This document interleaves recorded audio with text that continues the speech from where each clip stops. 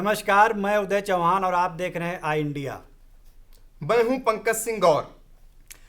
आज हम लोग फिर बैठे हैं। योगी राज की सेकंड इनिंग आज शुरू हो गई है। उत्तर प्रदेश में फिर से योगी सरकार बन गई है और शपथ ग्रहण के बाद जो भारी भरकम मंत्रिमंडल बनाया गया है उसमें उत्तर प्रदेश के किस क्षेत्र से कितने मंत्री बनाए गए हैं, किस तरीके से जाति समीकरण साधे गए हैं और क्या कुछ खास रहा है शपथ ग्रहण समारोह में, इसकी जानकारी सबसे पहले आपको देंगे editor in chief Pankaj Singh Gaur. देखिए, बहुत कुछ खास तभी हो जाता है जब मुख्यमंत्री योगी आदित्यनाथ दोबारा 37 साल का वो पुराना रिकॉर्ड तोड़ते हैं। जब कोई भी सूबे में दोबारा मुख्यमंत्री नहीं बन पाता है तो वो दूसरी बार शपथ लेते हैं। यही अपने आप में खास हो जाता है।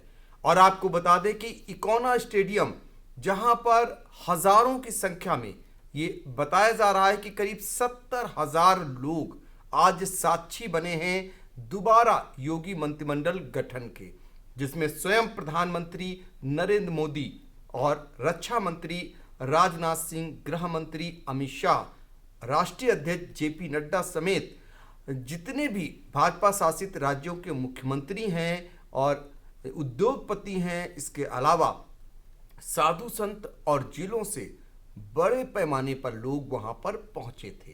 तो ये खास झलकियां आप तक हम पहुंचा रहे हैं। और खास बात ये रही कि मुख्यमंत्री योगी आदित्यनाथ ने दूसरी बार जब मुख्यमंत्री पद की शपथ ली और उनके मंत्रिमंडल में जो भी हुआ उसमें करीब 52 मंत्रियों ने शपथ ली। खास बात ये रही कि पिछली बार जो डिप्टी सीएम थे दिनेश शर्मा, उनको जगह नहीं मिली। उनके बारे में बहुत कम लोग ये अनुमान लगा पाए थे कि दिनेश शर्मा इस बार मुख्यमंत्री नहीं होंगे। लोग केशव प्रसाद मौर्य को जरूर कह रहे थे क्योंकि वो चुनाव हार गए थे, लेकिन केशव प्रसाद मौर्य जो जिन पर दिल्ली दरबार का आशीर्वाद है, लिहाजा वो दोबारा डिप्टी सीएम बने और दिनेश शर्मा की छुट्टी कर दी गई। बताया जा रहा है कि दिनेश शर्मा भारतीय जनता पार्टी के संगठन में जाएंगे और उन्हें प्रदेश अध्यक्ष की महत्वपूर्ण जिम्मेदारी सौंपी जा सकती है, ये बताया जा रहा है। लेकिन चौंकाने वाली बात ये सामने आई कि डिप्टी सीएम के पद पर ब्राह्मण चेहरे के रूप में ब्रजेश पाठक को जगह दी गई, यानी ब्रजेश पाठक को डिप्टी सीएम बनाया गया।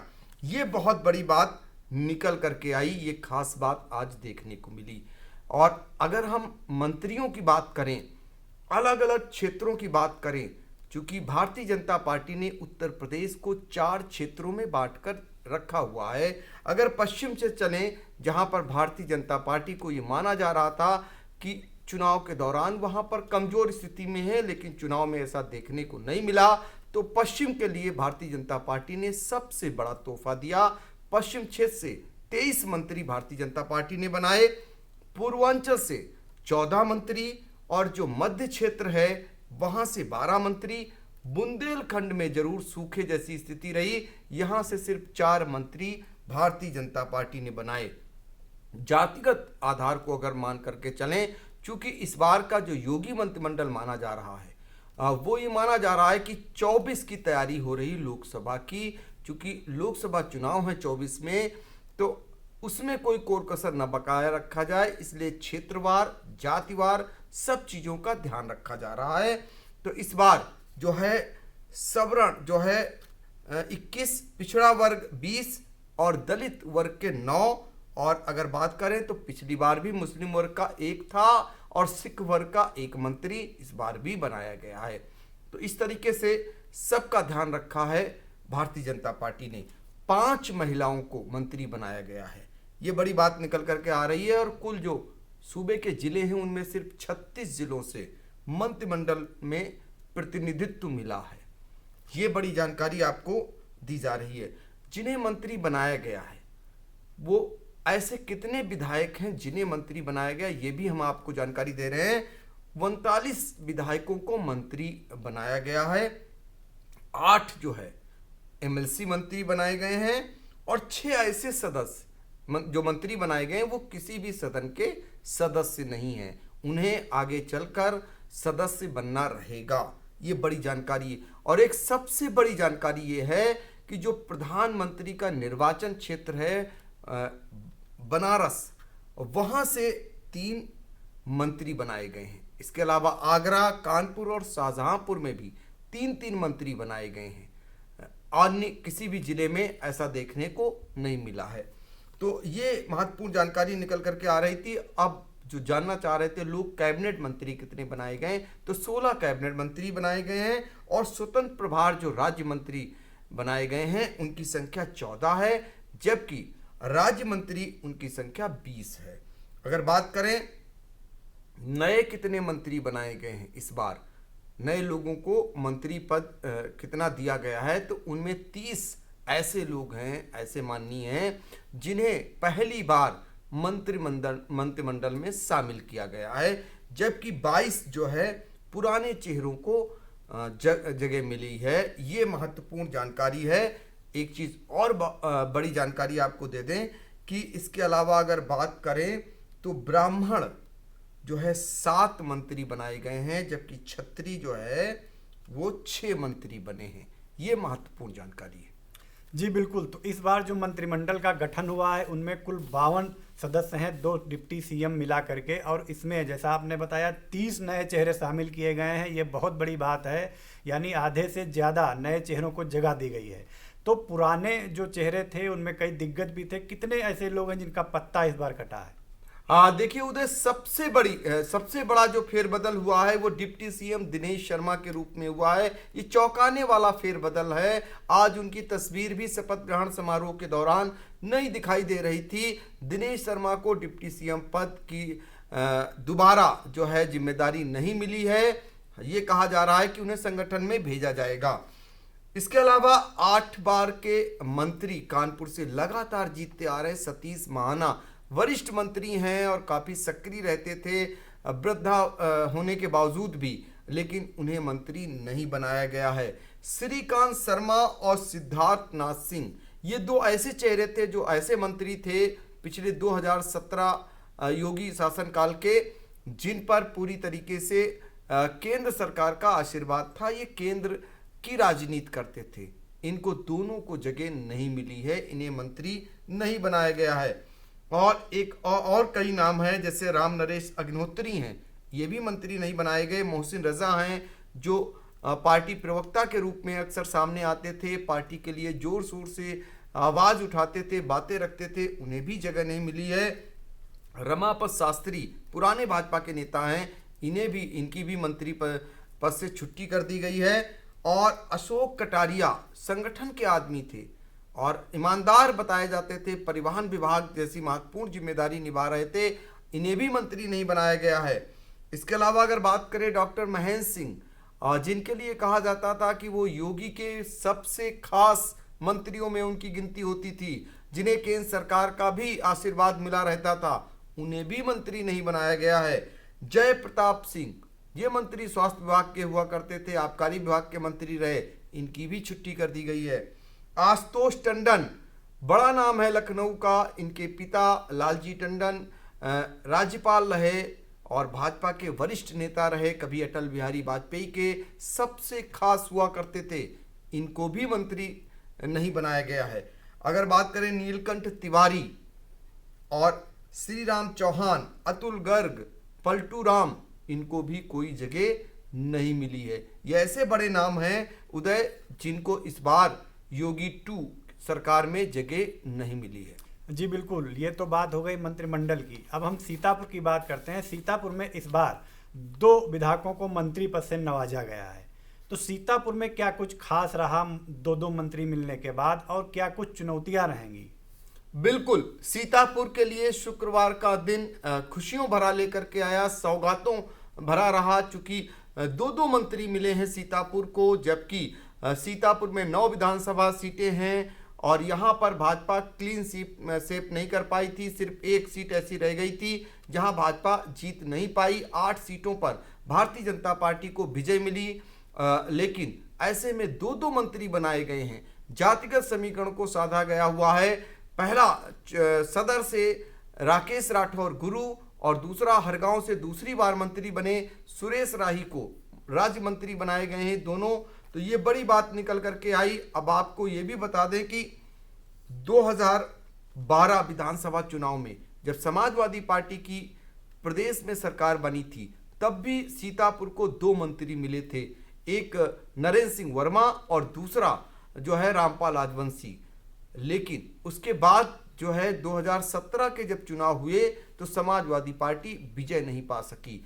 इसलिए ये चुनौती है, जो नए मंत्री बनाए गए हैं उन पर जिम्मेदारी बढ़ गई है, क्योंकि उन्हें इस बार मंत्री पद की जिम्मेदारी दी गई है। उन्हें ये दिखाना होगा। सीतापुर में बहुत दिनों से मांग उठती आ रही थी कि कोई मंत्री बने यहाँ से।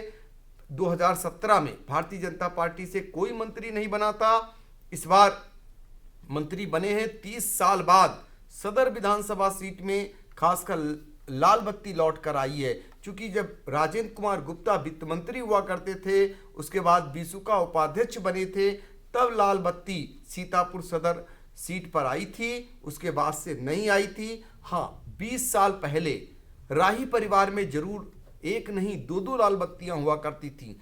एक लाल बत्ती रामलाल लाही जब केंद्रीय गृह राज्य मंत्री थे तो उनके पास रहती थी, और उनकी पत्नी सुंदरी देवी राही जब जिला पंचायत अध्यक्ष बनी थी तब एक लाल बत्ती होती थी। अब तीसरी लाल बत्ती 20 साल बाद सुरेश राही लेकर के पहुंचे हैं सीतापुर में। तो ये खास बात है, लेकिन चुनौतियां उतनी ही बड़ी हैं। इस बार उन्हें बहुत कुछ करके देना होगा सीतापुर में, क्योंकि सीतापुर में बहुत दिनों से बहुत सारी मांगे उठ रही हैं। हर क्षेत्र में, औद्योगिक क्षेत्र में या अन्य समस्याओं की तरफ अगर जाएं तो उन्हें इन सब को दूर कराने की चुनौती रहेगी। जी बिल्कुल, जिम्मेदारियां बढ़ती हैं तो चुनौतियां अपने आप बढ़ जाती हैं, इसमें कुछ दो राय नहीं है। ये तो हो गई सीतापुर की बात। योगी सरकार दोबारा इस बार सत्ता में वापस आ गई है, पूरे प्रचंड बहुमत के साथ वापस आई है। लोगों की अपेक्षाएं भी इस बार कुछ ज़्यादा होंगी। योगी सरकार के सामने इस बार क्या बड़ी चुनौतियां सामने निकल के आ रही हैं? बिल्कुल दे, चूंकि अब योगी सरकार दोबारा बनी है, लेकिन सीटें घटी हैं, और इन घटी हुई सीटों को लेकर के ये कहा जा सकता है कि कहीं ना कहीं डेंट लगा है भाजपा में, कहीं ना कहीं कमी रह गई थी 2017 में। तो उन कमियों को दूर करना होगा, क्योंकि जो समस्याएं बनी हुई हैं उन्हें दूर कराने की चुनौती रहेगी। इनमें सबसे बड़ी समस्या जो निकल करके आ रही थी वो आवारा छुट्टा जानवरों की, उसको लेकर के किसानों में एक सरकार के प्रति आक्रोश था। एक वर्ग किसानों का सरकार से नाराज चल रहा था, यहाँ तक कि प्रधानमंत्री ने खुद अपने भाषण में माना और इनसे निपटने के लिए एक ठोस योजना बनाकर इस पर काम करने की बात कही। तो योगी सरकार के लिए इस बार छुट्टा जानवरों से निपटना बहुत बड़ी चुनौती रहेगी। दूसरी बात, सरकारी भर्तियां, बेरोजगारी को लेकर के बड़े बड़े आंदोलन हुए, सरकार को कटघरे में खड़ा किया गया, चाहे केंद्र की सरकार हो या उत्तर प्रदेश की सरकार हो। इसलिए जो बेरोजगार हैं उनकी संख्या बहुत बड़ी है, उनको ये साबित करना होगा जो सरकारी भर्तियां अक्सर कैंसिल हो जाया करती हैं, उन पर कैसे अंकुश लग सके और भर्तियों को कराया जाए सुचारू रूप से। ये एक बड़ी चुनौती रहेगी। तीसरी चुनौती, जो नारा दिया था डिप्टी सीएम रहे थे केशव प्रसाद मौर्य, गड्ढा मुक्त सड़कों का, उसको लेकर के भाजपा की तमाम खिल्लियां उड़ी, तमाम लोगों ने सवाल दागे, क्योंकि गड्ढा मुक्त सड़कों को लेकर के नारा तो दिया गया, दावा तो किया गया, लेकिन ज़्यादातर इलाकों में गड्ढा युक्त सड़कें रहीं। तो गड्ढा मुक्त बनाने के लिए उस पर एक अभियान चलाकर काम करना होगा दोबारा योगी सरकार को। और स्वास्थ्य सुविधाओं की बेहतरी, स्वास्थ्य सुविधाओं को लेकर अक्सर जो तस्वीरें आती थीं वो अच्छी नहीं रही। कोरोना काल में तो जो तबाही हुई वो तो सबने देखी, लेकिन उसके अलावा भी वही पुरानी तस्वीरें, कभी सीएससी के गेट पर नवजात का जन्म होता है, कभी सड़क पर हो जाता था, कभी दूसरे संसाधन पर हो जाया करता है। तो ऐसे में बहुत सारी तस्वीरें, बहुत सारी दवाओं के अभाव में लोगों की जिंदगियां चली गईं। तो इन्हें दूर कराना होगा, इनसे निपटना होगा। ये एक बड़ी चुनौती रहेगी। और एक बड़ी चुनौती ये रहेगी प्रदेश को कर्ज से उबारना, क्योंकि इस समय 8 लाख करोड़ का सूबे पर कर्ज है। जब डबल इंजन की सरकार है, केंद्र में भी भाजपा की सरकार है और सूबे में भी सरकार है, बावजूद इसके 8 लाख करोड़ के कर्ज से उत्तर प्रदेश डूबा हुआ है। तो ये बड़ी चुनौती रहेगी योगी सरकार के सामने। और इससे भी बड़ी बातें जो निकल करके आ रही, जिसको लेकर हर कोई डर रहा है, विपक्षी पार्टियां डरा रही हैं और वो सामने भी आ रहा है लोगों के, और हर एक व्यक्ति को उससे दो चार होना पड़ रहा है, वो है महंगाई की मार। महंगाई जो है सुरसा की मुंह की भांति बढ़ती जा रही है। हर एक चीज पर, हर एक वस्तु महंगी होती जा रही है। और अब तो विपक्षी पार्टियां टॉन्ट करने लगी हैं और देखने को मिला जैसे ही चुनाव खत्म हुआ, पेट्रोलियम पदार्थों पर, गैस पर महंगाई की मार देखने को मिली सबसे पहले। तो इन पर काबू करना एक चुनौती रहेगा सरकार को, और खासकर भाजपा सरकार के लिए। जब भी सरकार आती है महंगाई लेकर आती है, ये कहा जाता है, तो ये एक चुनौती रहेगी इसको दूर करने की। और तीसरा, कानून व्यवस्था के नाम पर योगी बाबा की सरकार आई, जिन्हें बुलडोजर बाबा का संज्ञा दी गई, नाम दिया गया, लेकिन उसे और बेहतर करना होगा। बहुत सारी महिलाओं ने खासकर भारतीय जनता पार्टी को वोट दिया है, ये कहकर कि दूसरी सरकार से बाबा योगी आदित्यनाथ की सरकार कहीं बेहतर है कानून व्यवस्था के नाम पर। तो इसको लेकर जो है उन्हें काम करना होगा। और तीसरा, जो भ्रष्टाचार है, भ्रष्टाचार इस सरकार में हर एक की जुबान पर है कि कई गुना ज़्यादा बढ़ गया है। कई ऐसे सरकारी कार्यालय हैं जहां पर भ्रष्टाचार चरम पर पहुंच गया है। कई गुना, यानी तहसील प्रशासन हो या फिर ब्लॉक पर हो या फिर अन्य विभाग के कार्यालय हों, वो समय समय पर सरकार ने भ्रष्टाचारियों पर शिकंजा भी कसा और वो रंगे हाथ पकड़े भी गए घूसखोरी में। लेकिन भ्रष्टाचार बढ़ा है, इसको नकारा नहीं जा सकता। लिहाजा योगी सरकार को लोग उदाहरण देते हैं कि वो सबसे ईमानदार मुख्यमंत्री हैं। तो उन्हें ये साबित करना जरूर रहेगा कि आने वाले समय में प्रदेश की जनता को इस भ्रष्टाचार से वो मुक्ति दिलाएंगे। जी बिल्कुल, योगी सरकार भी बन गई दोबारा, प्रचंड बहुमत जनता ने दे दिया और आज शपथ भी हो गई। आज से दोबारा सरकार का कार्यकाल भी शुरू हो गया। और जो ये चुनौतियां सरकार के सामने खड़ी हैं, इनसे वो किस तरीके से अब निपटेंगे, ये देखने वाली बात होगी। फिलहाल आज का ये वीडियो यहीं तक। आप लोग हमें कमेंट करें और अपने सुझाव दें। अगर सब्सक्राइब न किया हो तो सब्सक्राइब भी करें और लाइक भी करें। हाँ बिल्कुल उदय, आखिरी बार हम भी ये भी कहना चाहेंगे कि आज हमने मंत्रिमंडल से संबंधित कई खबरों को आप तक पहुंचाने का काम किया है। सीतापुर के दोनों मंत्रियों से खास वार्ता इंडिया ने की है फोन से, उसको भी जरूर देखें। और दोनों के घरों पर कैसे जश्न मना है, इसको भी देखें। हमने खबर में आज दिखाने का प्रयास किया है। और सबसे पहले आई इंडिया ने दोनों मंत्रियों को बनाए जाने को लेकर खबर ब्रेक की थी। आप लोग देख सकते हैं 4 बजे के बाद मंत्रिमंडल का गठन हुआ है। उसके कई घंटे पहले ही आई इंडिया ने आप तक ये बता दिया था कि सुरेश राही और राकेश राठौर गुरु मंत्री बन सकते हैं। उस पर आखिरकार मुहर लग गई। तो इसलिए राजनीति से संबंधित हर एक खबर को देखने के लिए आई इंडिया देखना न भूलें।